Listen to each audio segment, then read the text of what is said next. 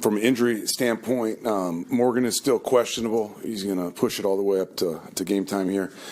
Sauce won't be playing in this game, though. It says questionable, I know, but we've changed that to out. So beyond that, questions?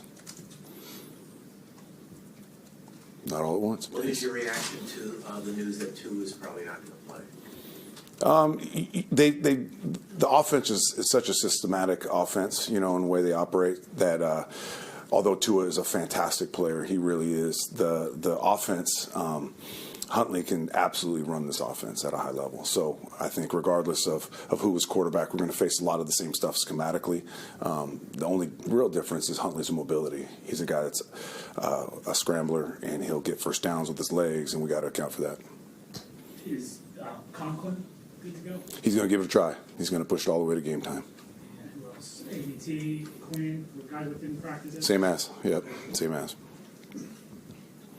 We found out that Jamie is the team MVP. Yes. Rick, obviously you coached him for a while here. Yep. It's pretty. I don't think we would have predicted that in August. What can you say about his season? Just unbelievable.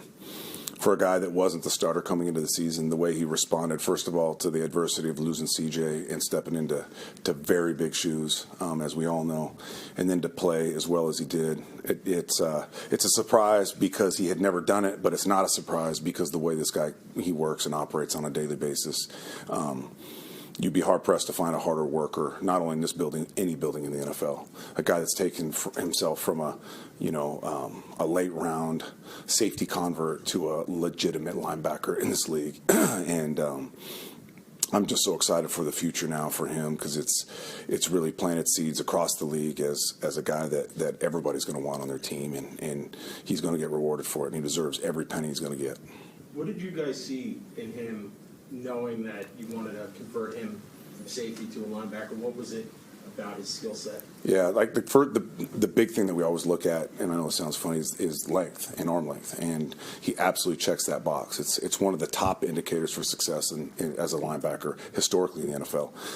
And then after that, there was speed and movement and athleticism, obviously, from a guy that played the safety position in a lot of space.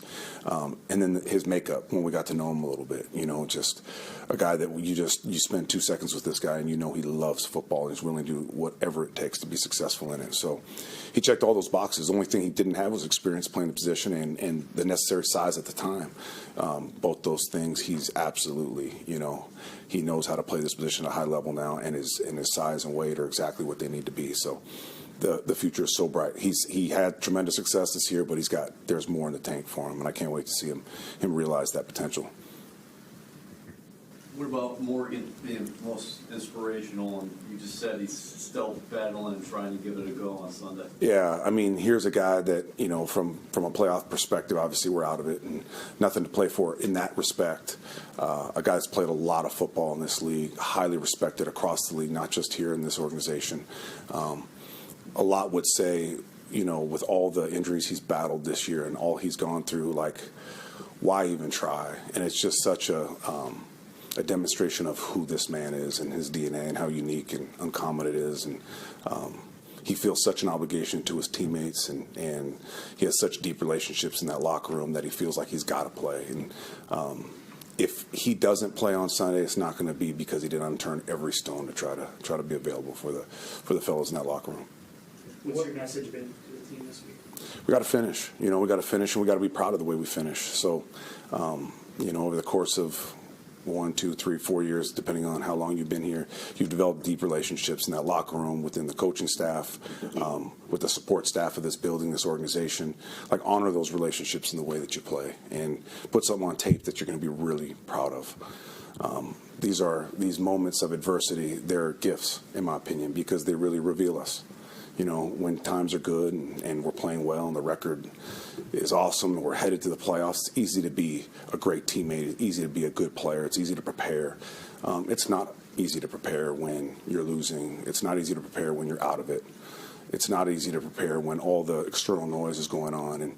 And for guys to really demonstrate in times like this who they are, I think is powerful going forward. Have you, the team obviously is looking toward the future and has been conducting interviews with GM and coach. Have you gotten any indication that you might be able to talk and interview for this job? Yeah, I think next week I'll be given an opportunity at some point, and for sure look forward to that. But at the same time, I'm in my feet right now. Got to finish this season right, and these players deserve everything I have. Knowing that that's been going on, I know, like you said, you try to focus on this season, but just kind of knowing that this is happening, how do you kind of block that out for you personally? I just take a deep dive into these guys, and take a deep dive into this preparation. What have you learned since taking over the job, the What- coaching job? What have you learned About yourself and about the job itself? It's had me take a hard look at myself in a lot of ways.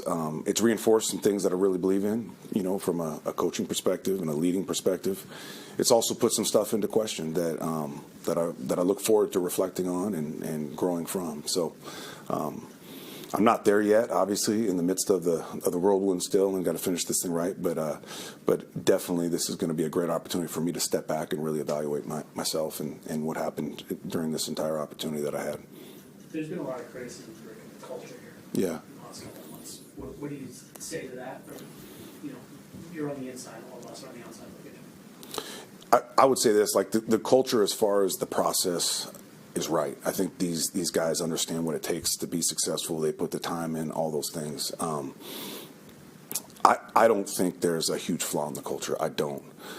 I do think there is an element of there has been a lot of losing, and that's hard to overcome, and it gets into you sometimes, and you have to fight this internal narrative sometimes that here we go again, and I think that can exist for some people. It can, and you got to fight it, you got to overcome it, and the only way you really cure it is by winning, and winning on a consistent basis.